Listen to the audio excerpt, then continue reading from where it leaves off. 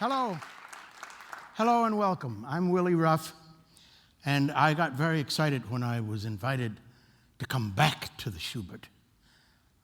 As you've been told, as you've read, this is the 100th birthday, 100th anniversary of this fabulous edifice. I have had some experiences here, which I'll tell you about a little bit later. But I want you to know first that I am from Alabama, Sheffield, Alabama, and I want to show you a picture there. Sheffield is just across the river from Florence, and there is W.C. Handy, and it's going too fast. But we can stop right there for a moment. That picture is the Sheffield School for Colored. In the early, mid-1930s, that was several grades there. And your friend is the boy in the center, first row, the dark sweater and pants. And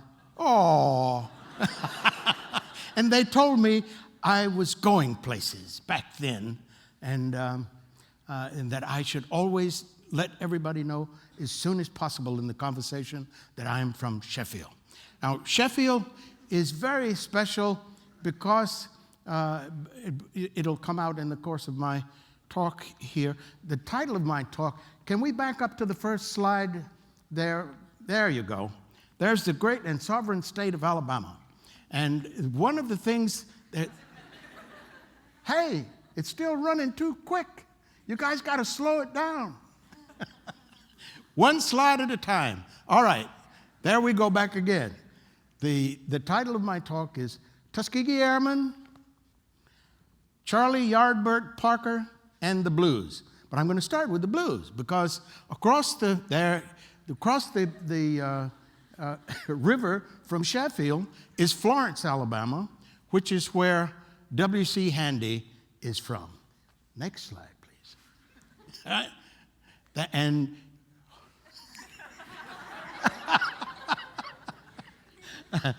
why don't we try and let me click if we can go back to okay. Now put the let me try to. Yeah, there's a kid. All right. Now see if we get here W.C. Handy. There he is. Now, Mr. Handy was called the father of the blues. He wasn't the real Jehovah, but he was the Moses. He codified this form of music, published it, became one of the most important publishers, and he wrote the iconic St. Louis Blues.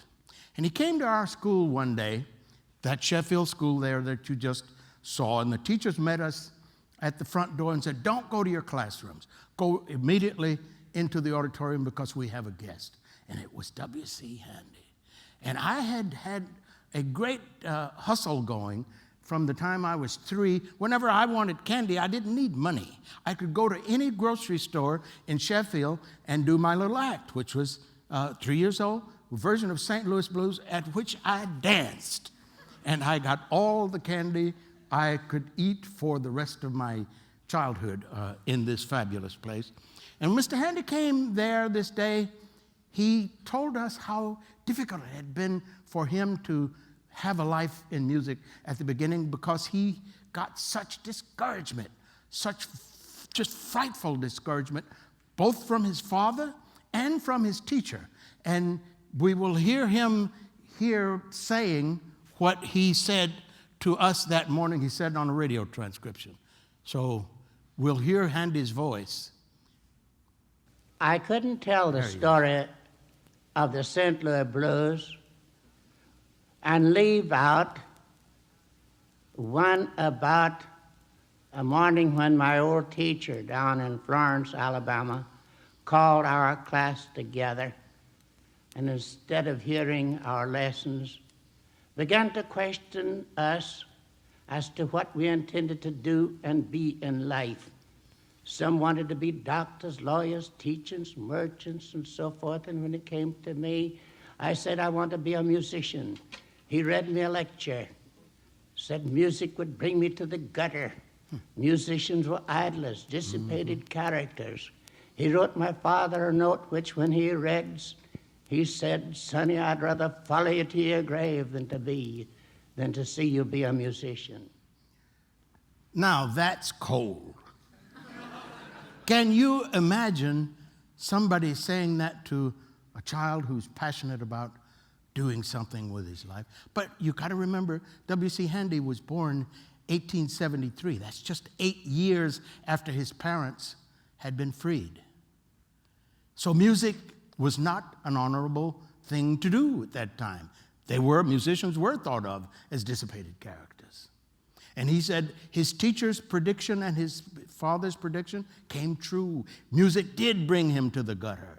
He tried to go to New York Chicago, with a singing quartet that he had organized in Birmingham, Alabama, and they had hoped to sing at the World's Fair, the Columbian Exposition there. But the fair was postponed for a year because it was so ambitious in its plans that it took them a year later, or a year time longer than they thought, to finish it. So he went to St. Louis, he said. And there they couldn't get work. There was a height of a depression. And it said during that depression, he couldn't find work and his fellow singers couldn't find work. So they found themselves broke, tired, hungry, cold, sleeping on the cobblestones in St. Louis. And he said to us, and when he came to our class that morning, he says, children, if you've ever slept on the cobblestones, the cold cobblestones at night, you will understand why I started the words to St. Louis Blues. I hate to see that evening sun go down, because it meant that I had cobblestones to deal with for the rest of the cold night. Right?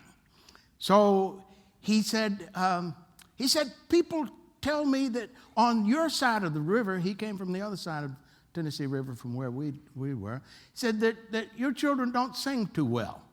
And that incensed us. And we said, yes, we do. And we know songs. And he had his trumpet with him. Right? So he says, I'll bet you don't know, how old people use psychology on children. Right? He says, I'll bet you all don't know Go Down Moses. Yes, we do. And he said, well, he played a little introduction there, and let me hear you, he said, right? And we sang, and we blew him away.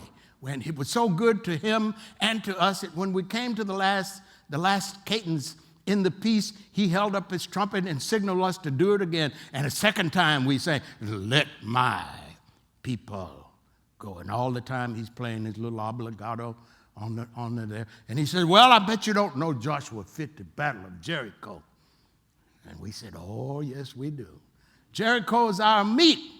And he blew a little bit on the trumpet, trying to emulate Joshua's battle. And we blew him away on that one, too. We did very, very well. And he admonished us to keep that kind of passion about our musical heritage, everything about our cultural heritage that was worth holding on to there. And he said, uphold it and make contributions to it whenever you can. And I've followed that advice. And at the end of his lecture, or his talk to us that morning, all of the children who were identified as musically inclined were allowed to line up and shake the hand that wrote St. Louis Blues. I couldn't get over. It's a wonder I didn't have a heart attack. 6 years old, a heart attack. That man taxed me, and he held my hand in his, and he was another one. He says, you're going to go far. I believe you're going to go far, and you tell people all about you being from Alabama and about your cultural heritage. And I went home and I said, after school, I said, Mama, look at that hand. And she said, it's mighty dirty. And I said, yeah, but it shook the hand that wrote the St. Louis Blues. And she says, it's a wonder that poor man don't get some disease from a hand like that, shaking it with all that dirt on it. And she said, you got to wash it because it's supper time. I said, no, Mom, I can't wash. I washed the left one, and you let me eat with that one, but I'm not going to wash that one, not for a while yet, because it shook the hand that wrote St. Louis Blues. And she said, boy, it won't kill you to wash that hand. I said, but why take a chance? And she said, all right, well, wash the left one. And I was allowed to go. And I found out I could sop just as well with the left hand as I could with the right hand. So I avoided washing that hand for some time. But Mr. Handy's presence and the moment of that impact stuck with me. And after Mr. Handy left, a few years later, he wrote an autobiography called Father of the Blues. And followed by that, in an effort to sell war bonds and war stamps. Anybody here old enough to remember World War II? Golly, I really am getting old. I'm the only one? Well, let me tell you about it. They had children out selling war bonds, going door to door, selling war bonds, and to invigorate our efforts in selling war bonds. Now, Mr. Paris Swopes is supposed to come up if I point it that way. There he is, my man, Mr. Swopes. Mr. Swopes graduated. He went to that same school I went to, but he graduated from the Tuskegee Institute later and became a very successful custom tailor, like J. Press in Sheffield, Alabama. And Mr. Swopes later then became a member of the board of directors at Tuskegee.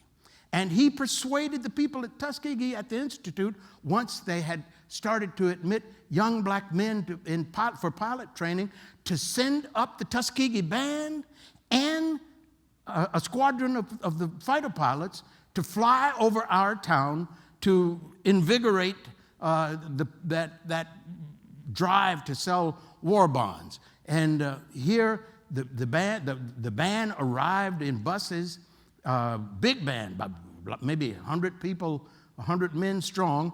And then after they had to play W.C. Handy's St. Louis Blues, the famous march version of it. And so we all lined up on the main street, and the band came marching up the street, strutting, playing St. Louis Blues. And let's see if we can't hear that. There it is. I like my clicker.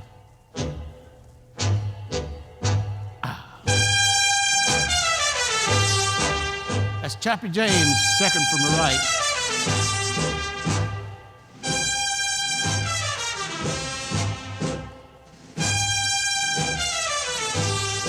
Those are P-51 fighter planes. Those are B-25 bombers.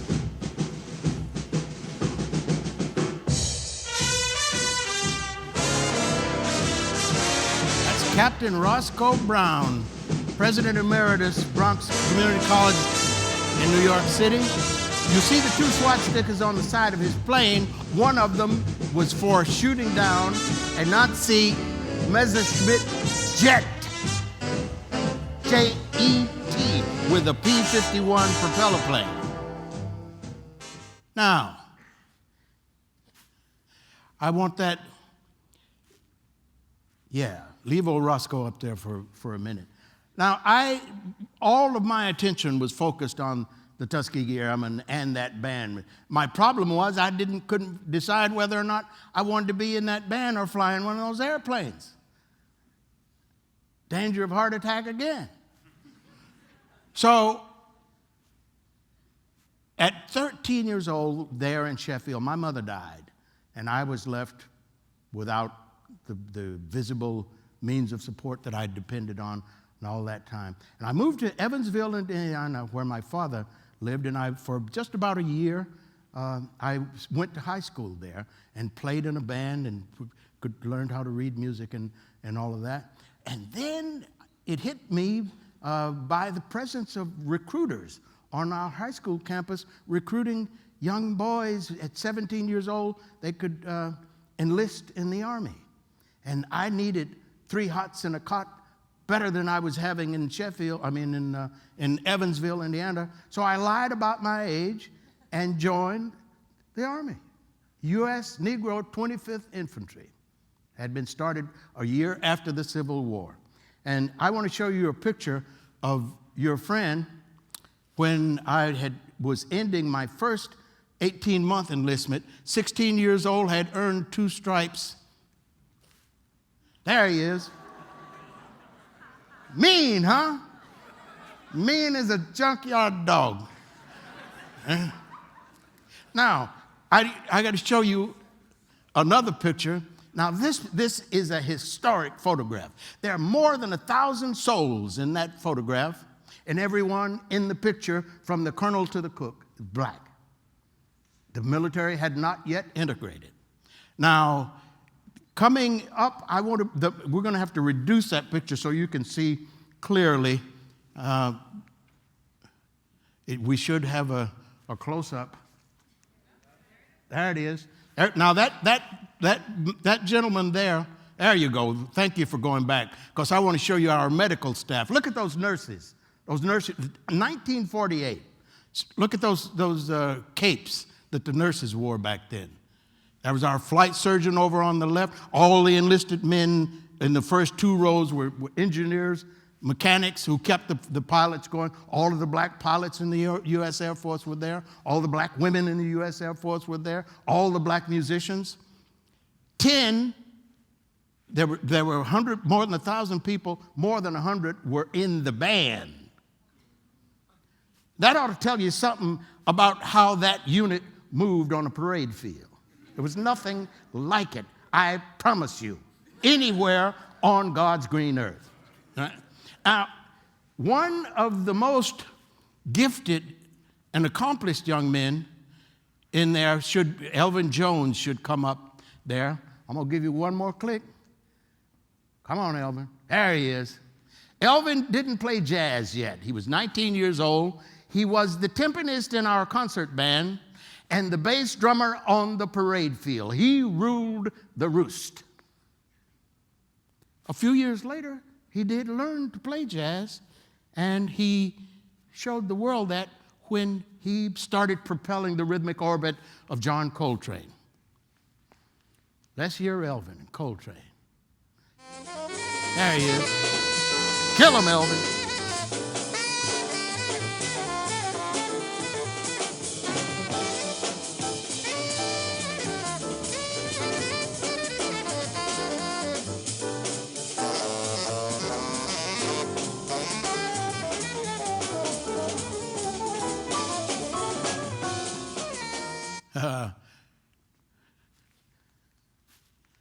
Now, there's your friend again with Dwight Mitchell. Dwight Mitchell on the right there is a pianist. He was the first 19-year-old musical genius I had ever met. And it was he, actually, who taught me how to play the bass fiddle on the. I had gotten in that band as a French horn player. So Mitchell and I teamed up, then started playing around Columbus, Ohio. And then I'll show you a little sample of what we did later. Mitchell died about 2 years ago. And there we are in Shanghai, and you will please excuse my Mandarin. I was giving a talk, and we were playing a concert at Shanghai Conservatory. 介绍美国黑人音乐。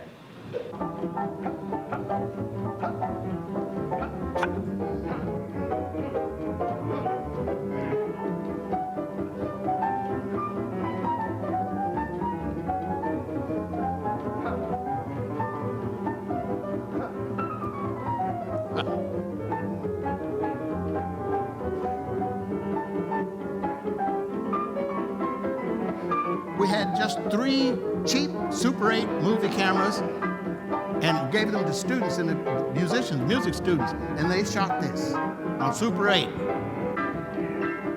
We told them, "Booby Kutchi, get anywhere you want to, get up in the faces."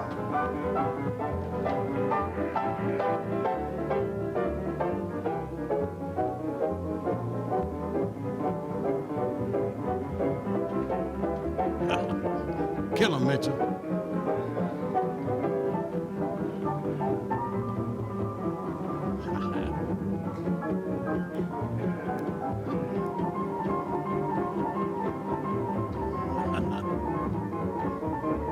Shoot me while I'm happy.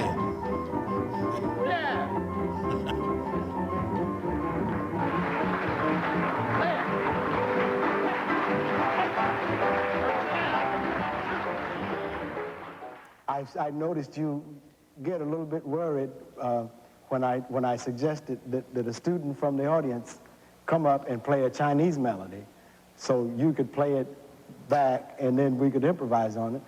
And I knew you could do it, and you always do it. You played just like you were a tape recorder. You played it back, the thing through the thing, note for note. Why'd you get uptight like that? Because you can not always be certain that somebody's going to play something that is that logical.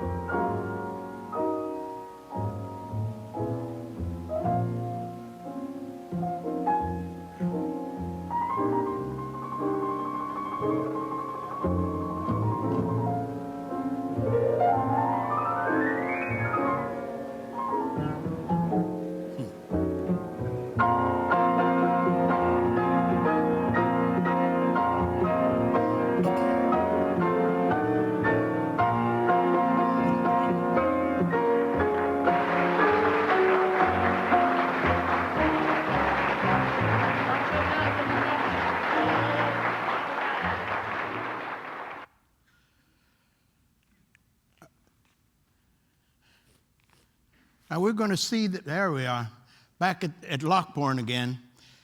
Here, Mitchell and everybody at that air base was enthralled by the second figure in my title, Charlie Parker. Charlie Parker was the worshipful high priest of modern jazz, of bebop as it was called in that period. And I happened to, while at Lockbourne, to pick up a Downbeat magazine in which there was an interview with Charlie Parker.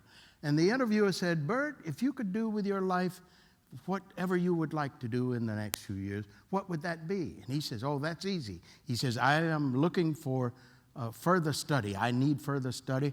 And I know that there is a great music teacher, a composer named Paul Hindemith, teaching at the Yale School of Music." He said, "I would go there, sit at his feet, and learn me some music."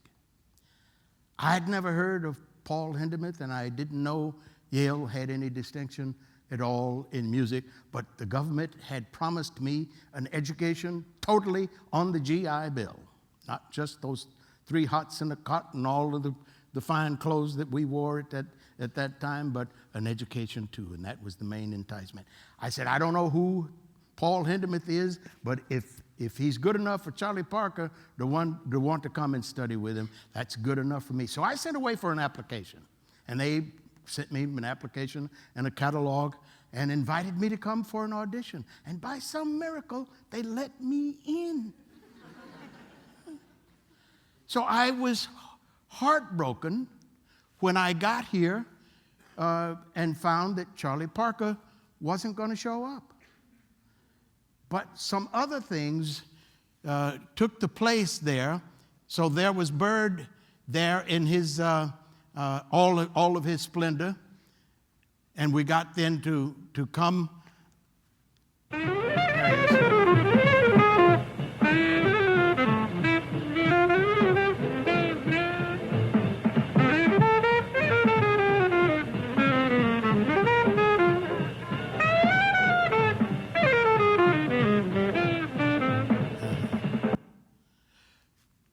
Now, here is Eubie Blake, Noble Sissel, in this Schubert Theater, 1951. So Charlie Parker didn't show up, but Shuffle Along, a play that's about to be revived again. The original had been in 1921. In 1951 and 52, the play opened here. There's a pit right underneath here for the orchestra to sit in. And your friend sat in that pit and played that show, and it was one of the moments of great impact for me. Thank you so much for coming.